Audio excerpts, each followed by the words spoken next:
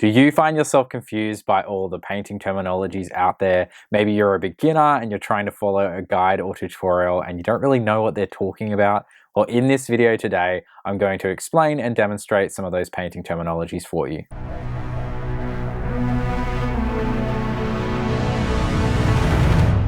So I wanted to create this video to give beginners a better understanding of some of the terminologies that are quite commonplace in the miniature painting community. My own tutorials will contain all or most of these, so in the best interest of making my content more accessible, I thought I would set this up as sort of a launch pad video. And maybe you're watching this because you're just starting out on your hobby journey, and that's super exciting, and I'm so glad to have you along for the ride. These terminologies lean heavily toward the heavy metal painting style of Games Workshop's box art, so you will definitely notice these in their recipes and tutorials. Number 1, the base coat.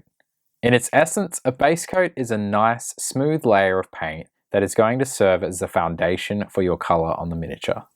It's pretty simple and self-explanatory, though this shouldn't take away from its significance, as the base coat can really make or break a paint job.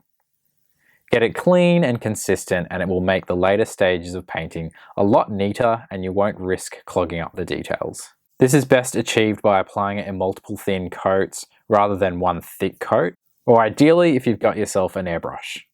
Number 2, the soft shade. As the name suggests, the soft shade is a shading stage and its purpose is to lay down a soft shadow in order to begin building volume and contrast in a shape or texture. This is typically done with the use of a pre-mixed shade or wash paint, or by mixing down regular paint to a glazing consistency similar to that of milk. It can be built up in multiple passes in order to increase intensity. When you're using a shade or wash paint, you'll most often be applying that all over a surface or color and letting it flow toward the recesses. Whereas with the glaze, you will likely be just applying it close to the shadow area. It's sort of a more targeted way of shading. Number 3, the recess shade.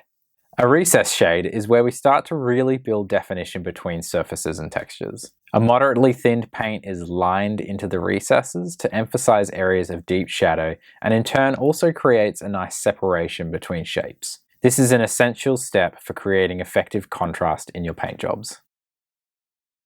Number 4, layering. You could probably guess its purpose from the name, but layering is basically taking a thinned down paint and laying it over the top of your base coat. This will usually be built up over multiple passes to increase intensity. You can also combine this with thinning your paint down to a glazing consistency in order to blend colors together more smoothly. This step might not appear in every recipe you use, but it will typically come after the shading stages. It may even use the base coat color in order to re-establish and tidy up the surface, which helps the shading and base tone blend more seamlessly. Number 5, the chunky highlight. A chunky highlight is basically where we start to lay down the foundations for our highlights. Most of the time you will be taking the base coat color and mixing it 50-50 with the highlight color and applying it to the edge of a surface. You typically want to keep your lines around twice the thickness of what you will later apply the edge highlights. This probably sounds a bit confusing, so hopefully my demo on screen is helping to make more sense. This chunky highlight will help the edge highlights and the base coat to blend a little and not look as stark in contrast. In most cases, you can lay these down pretty quickly as you can always go back in with the base coat color and tidy up if you've gone too thick. Number 6, the edge highlight. The edge highlight differs from the chunky highlight in that we are trying to create nice fine lines right on the very edge of the surface. You can see now how the chunky highlight is helping this to blend into the base coat. A lot of the time, the initial edge highlight will be applied all the way around the edges of surfaces. However, later stages might just be applied to the top or outermost edges to simulate where the light will be catching most. Number 7, the dot or reflex highlight. If you're wanting to really add some Christmas.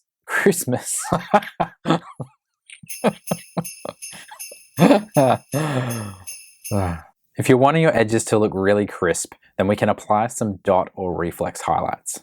This type of highlight is typically used on hard surfaces such as armor or weapons and is applied quite sparingly to the sharpest angles on edges, hence the term reflex.